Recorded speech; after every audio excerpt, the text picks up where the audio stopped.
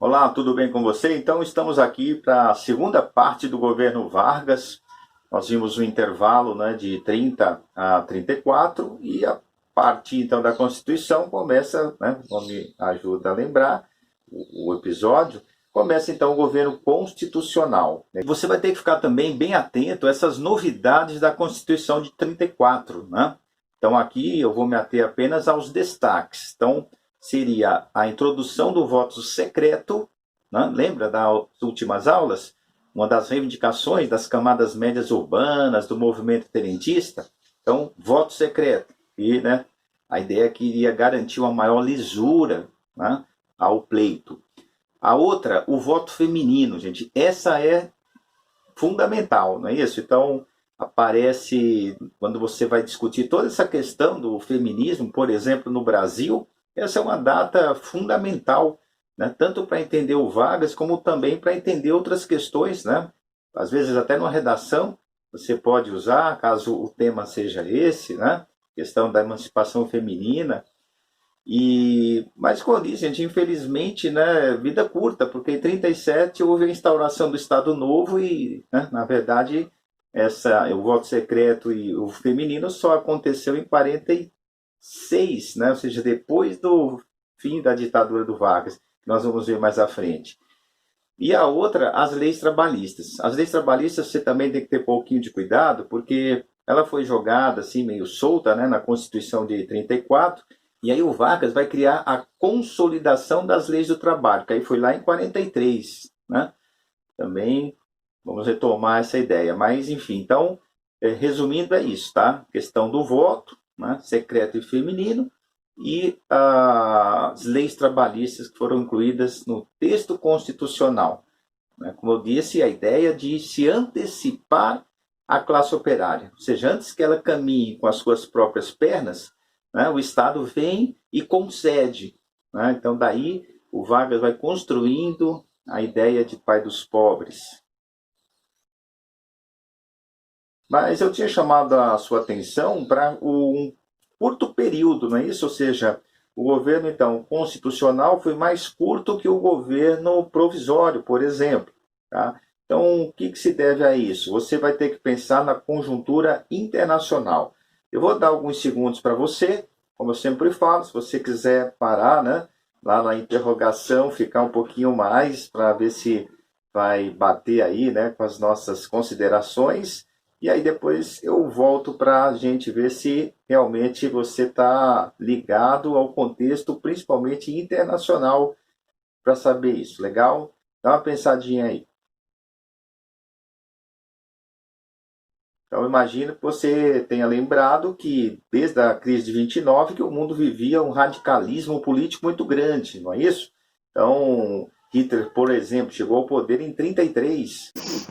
Nessa foto, por exemplo, você vê o Hitler e Mussolini. Mussolini chegou ao poder em 22 na Itália e o Hitler em 1933.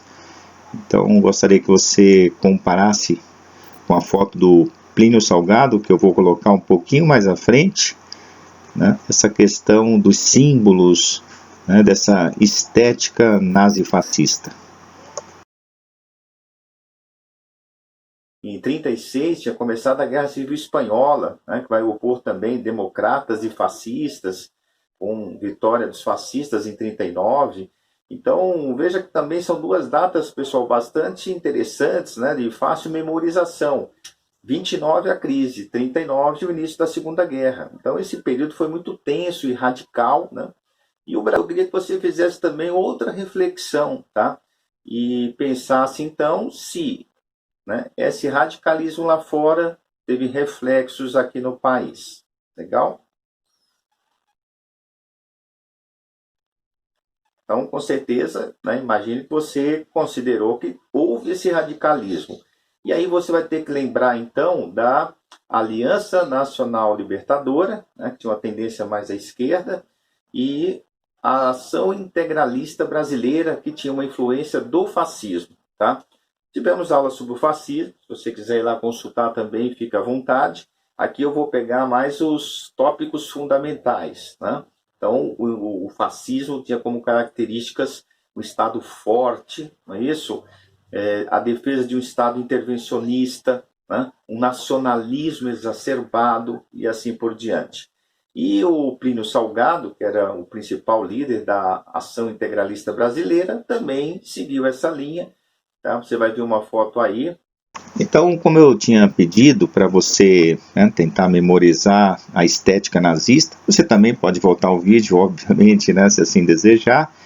Mas então aqui você vê o Plínio Salgado, a sigma no seu braço, né, a ideia dos símbolos, a somatória, o uniforme, né, essa militarização, ou seja, toda a estética nazifascista presente aqui. Eram os famosos camisas verdes, a saudação, Anauê, né? Então você percebe pelas fotos que eu vou deixar aí, tá? A influência, né, do fascismo e do nazismo da Europa. Nesse cartaz, que já caiu em diversas questões, né, de vestibular, você vê a saudação Anauê, né, já que o nacionalismo é um traço do integralismo, então eles foram buscar na saudação indígena, que é o que nós temos de mais nacional, não é isso? A sigma novamente, e as cores verde e amarelo predominante, né, uma característica então do integralismo. Os símbolos, né? Tudo aquilo que fazia parte dessa estética, vamos dizer assim, né? Nazifascista, legal? E do outro lado, então, a Aliança Nacional Libertadora, né, que a gente se desvinculasse, né, dos Estados Unidos, tá? Não pagamento, por exemplo, de dívidas e assim por diante, legal? E como eu estava dizendo, pessoal, queria que você fizesse essa reflexão, tá? Se na Aliança Nacional Libertadora estavam todos aqueles que não eram fascistas, estavam os comunistas, correto? E foi aí que houve, então, né, um pretexto para tornar a Aliança Nacional Libertadora ilegal, né?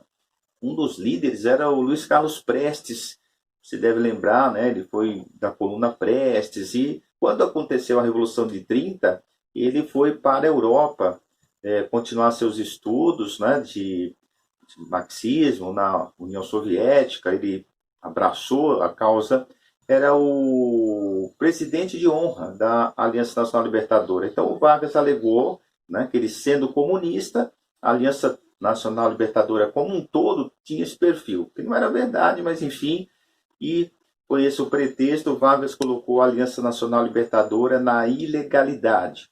A partir da ilegalidade ficaram apenas aqueles que tinham já mais uma tradição de luta, no caso os comunistas, né?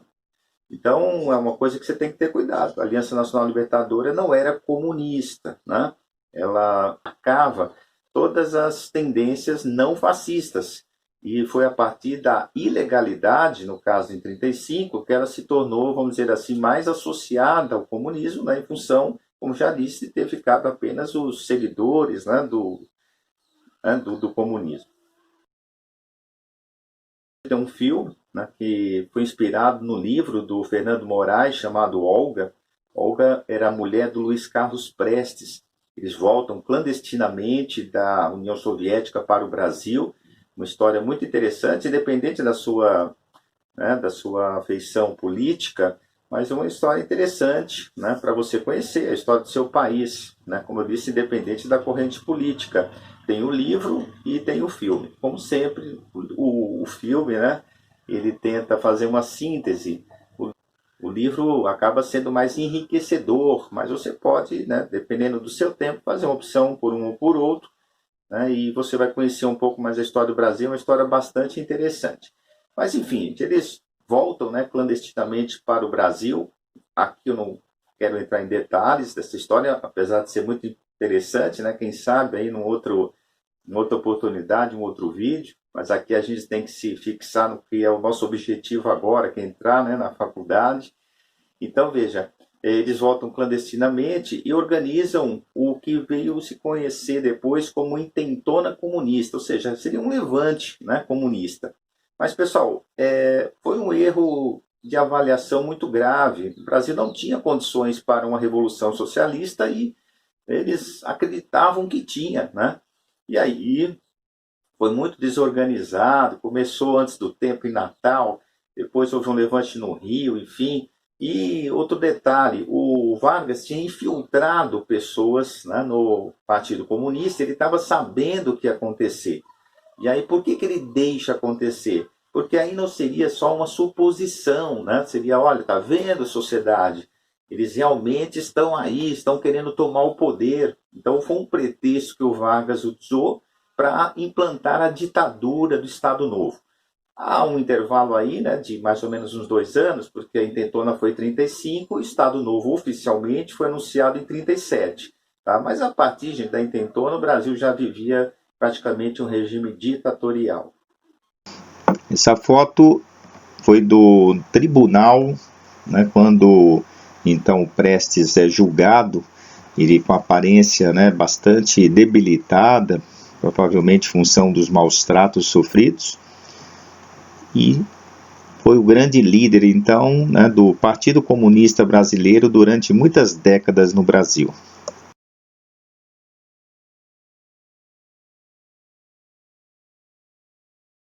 E aí, então, o Estado Novo se impôs, né, em nome da caça aos comunistas. O Vargas vai ao rádio e anuncia o Estado Novo.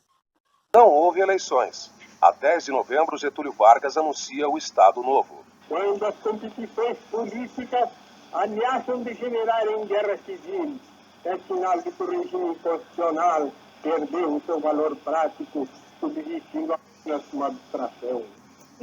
Bom, pessoal, foi inspirado, na verdade, no fascismo europeu, né? Por isso que alguns adeptos lá da ação integralista brasileira achavam que, nossa, agora chegamos ao poder, né? Com Vargas. Só que não foi bem assim. O Vargas também colocou a ação integralista brasileira na ilegalidade. Houve um levante integralista de menor proporção, né? Praticamente se cercou lá o Palácio do Catete, onde na época ficava, né, o presidente, ficava no Rio de Janeiro, acho que você sabe, não existia Brasília ainda. Então, rapidamente foram presos, né, e assim por diante, tá? Inclusive tem um livro também interessante, tá, mais clássico, que é Memórias do Cárcere, do Graciliano Ramos, né, que chegou a ser preso nessa época, também interessante para você também então leia, para, se tiver tempo para isso, que é uma leitura interessante sobre esse momento. Mas voltando então, gente, o Estado, né, o Estado Novo, como o Getúlio vai chamar, copia lá da Europa, né, de Portugal, esse termo, é um Estado, então, autoritário, né? Então, gente, aí eu acho que não tem muito segredo. Eu, como sempre faço, eu vou dar um tempinho aí para vocês pensarem, se a gente tivesse que fazer uma listinha aí, tá, de 3, 4 características de um Estado autoritário, o que você colocaria nessa lista? Primeiro, né, pessoal, falta de liberdade de expressão. Então, os jornais serão censurados, não é? Vai ter, por exemplo, a extinção dos partidos, né? Na verdade, como eu disse, eles na verdade nem existiam ainda, né? Existiam as duas agremiações, não, mas isso a gente não pode dizer que eram partidos. De qualquer forma, então, os partidos são extintos, né? Impedidos de se organizarem, tá? Vai haver prisões, né? Todo Estado autoritário tem prisões, inclusive mortes, tá? Nesse episódio aí que eu falei para vocês, por exemplo, a Olga foi deportada para a Alemanha nazista. Pessoal, ela tinha 2 razões para ser executada, né? Primeiro, que ela era judia. Segundo, era comunista. E ela, grávida, foi mandada para a Alemanha.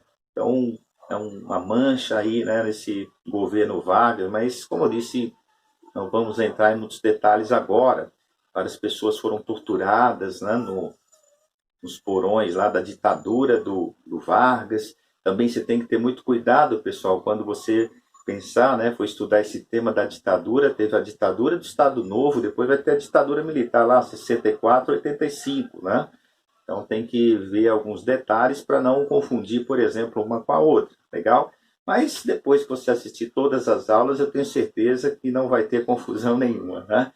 Então, veja, então o Vargas, como eu disse, a gente instaura essa ditadura, né, com censura, cria um departamento chamado Departamento de Imprensa e Propaganda, o DIP, para fazer e criar uma boa imagem do governo. Eu vou colocar aí uma das imagens que eu considero assim mais emblemáticas desse período. Tá? Dá uma olhadinha aí. Essa imagem, como eu pedi para você, né, prestar atenção, você vê operários, né, estudantes, a imagem de Getúlio Vargas em destaque. Geralmente eram, né, feitas essas festividades em datas especiais, como por exemplo 1º de maio, e no campo de futebol São Januário, campo do Vasco da Gama, no Rio. Então, se você observou com atenção, você viu, são estudantes, tá, operários, num estádio de futebol, né? Ou seja, Vargas tinha, como eu disse para vocês, aquela habilidade política. Então, geralmente, era escolher uma data importante, como, por exemplo, 1º de maio, tá? E anunciava, né, por exemplo, as leis trabalhistas, fazia um jogo lá, portões abertos para ir muita gente, e fazia, como vocês perceberam, né, criar toda aquela imagem dele, que ficou, né, conhecida como o pai dos pobres. Inclusive, tem um detalhe que, né, diziam na época que o Vargas, o povo, né, sabedoria popular, eles diziam o seguinte: antes do Vargas ser pai dos pobres, ele era a mãe dos ricos. Então, é uma frase muito sábia, e já já eu vou voltar a ela, tá? Essa foi a característica da Constituição chamada de polaca, uma Constituição, então, inspirada no fascismo europeu, como eu acabei de falar. Como eu pedi para você lembrar do contexto internacional, nós estamos já chegando aí no ano que vai começar a Segunda Guerra Mundial, tá? E aí, se você, né, eu acho que você vai perceber, se nós temos esse perfil de governo, tá? Qual a tendência nós tínhamos para entrar na guerra? Ao lado da Alemanha e da Itália ou ao lado das democracias, né, Estados Unidos e demais países europeus? Também alguns segundos aí para você pensar. Como sempre, se quiser, pode parar um pouquinho mais, né, do tempo que eu dou, e você vai fazer essa reflexão.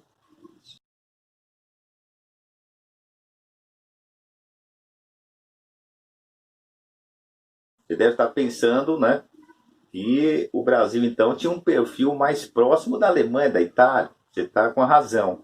Só que o que eu quero que você lembre? Os Estados Unidos não queria que o Brasil entrasse na guerra ao lado da Alemanha, da Itália. Pensa, gente, o Brasil, com essa dimensão continental que tem, né, a influência que poderia exercer na América Latina, iria complicar a vida dos americanos. Então, o que aconteceu? Os americanos se apressaram, né? O Roosevelt visitou o Brasil, né, foi em Natal, inclusive, e começou a tentar atrair o Brasil para a sua causa, né, causa da democracia. Mas veja, era meio contraditório, isso vai dar problema, eu já vou falar para vocês. Mas vamos por partes. Então, o Vargas também, gente, muito habilidoso, como eu disse, politicamente, ele faz meio que uma política meio pendular. Tá? Ele convida técnicos alemães para construir Volta Redonda, né? Então ele aproveita aquele momento, né, de disputa internacional para tentar tirar proveitos. E aí os Estados Unidos anteciparam, né, como disse, a visita do presidente aqui, né, Roosevelt no Brasil.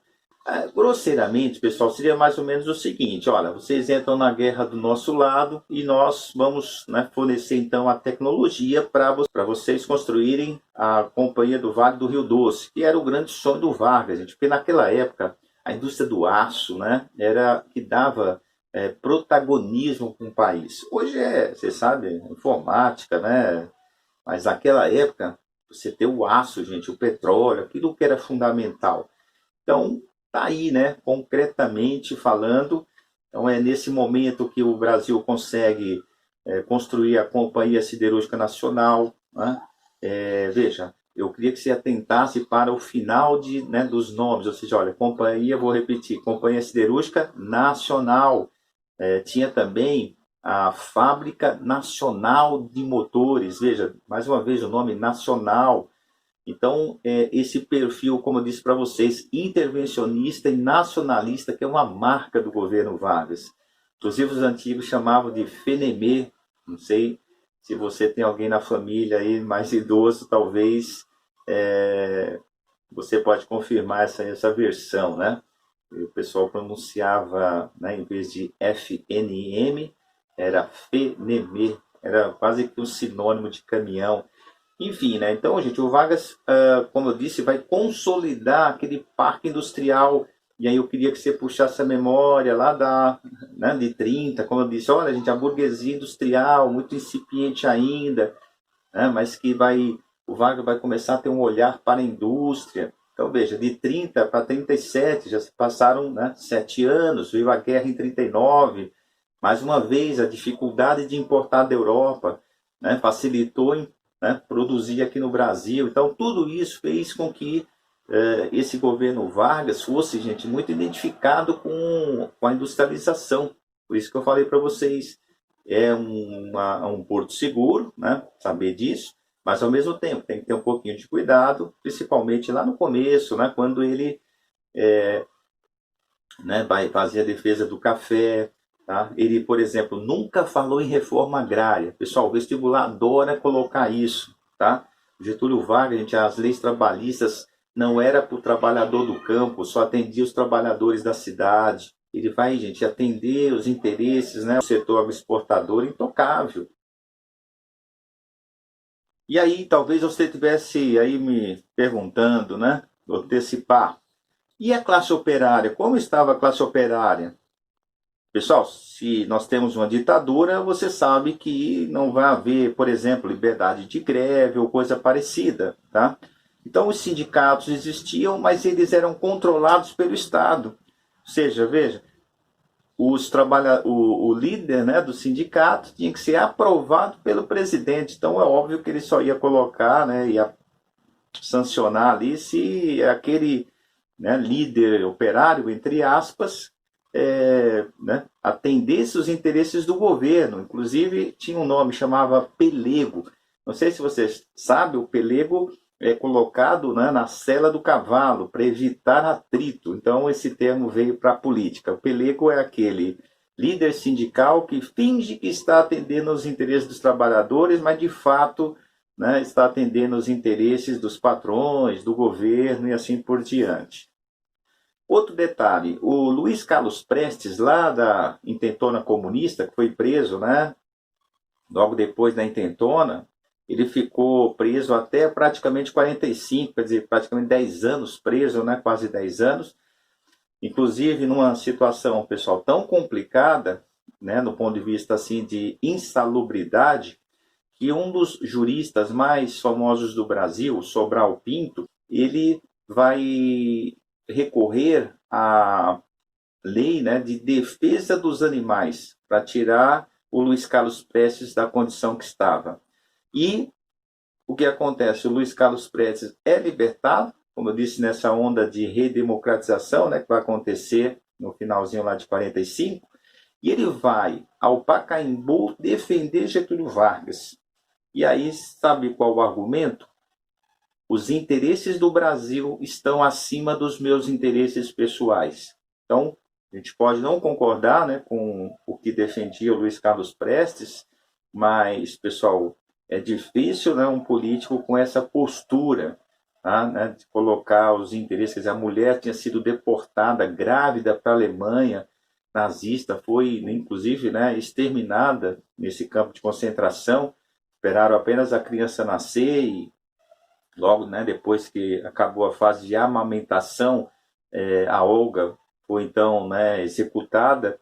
A criança sobreviveu, inclusive foi criada pela avó, né, no caso a mãe do Luiz Carlos Prestes é professora universitária no Rio de Janeiro.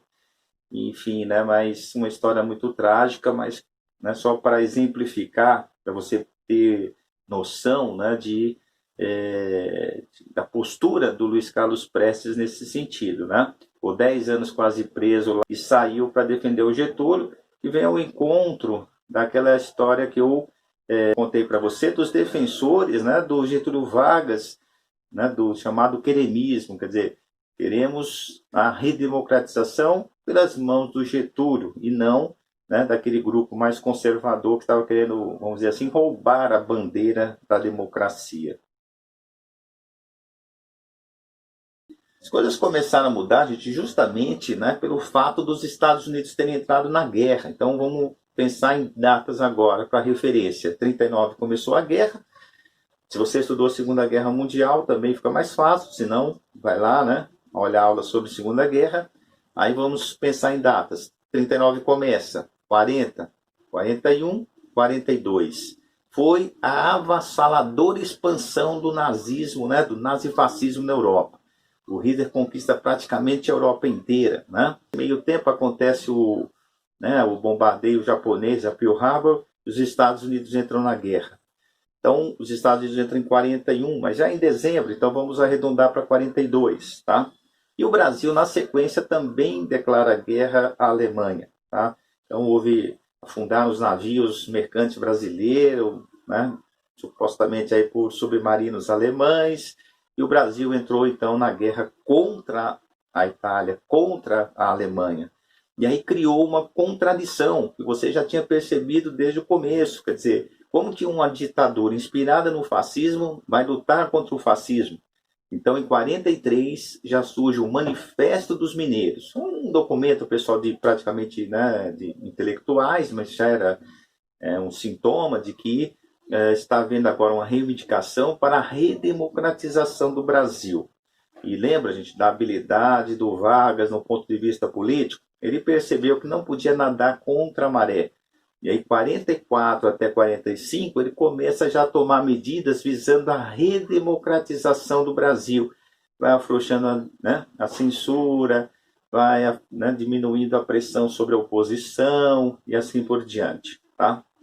E aí, surge um movimento no Brasil chamado queremismo, ou seja, eles perceberam que a ditadura estava prestes a acabar, mas eles queriam que continuasse com o Vargas. Quer dizer, aí também um cuidado, tá? Não é a continuação da ditadura, é a redemocratização pelas mãos do Getúlio. Aqui você vê um bottom. Eles eram usados nas lapelas, né, dos ternos, que era muito comum na década de 30 e 40, dos adeptos do queremismo, como nós comentamos há pouco. Aqui uma imagem de um dos comícios, de onde surgiu o termo, né, queremos Getúlio, daí surgiu então a expressão queremismo.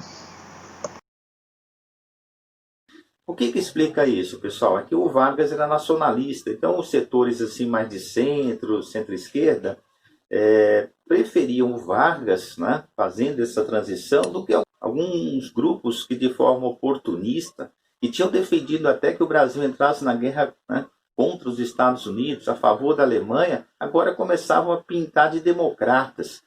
Tá? Por isso que eu falei para vocês, né, gente, lá em 32... aquela revolução que se dizia em nome, né, da democracia contra a ditadura, por que eles não se manifestaram quando se instituiu, aí sim, né, em 37, a ditadura?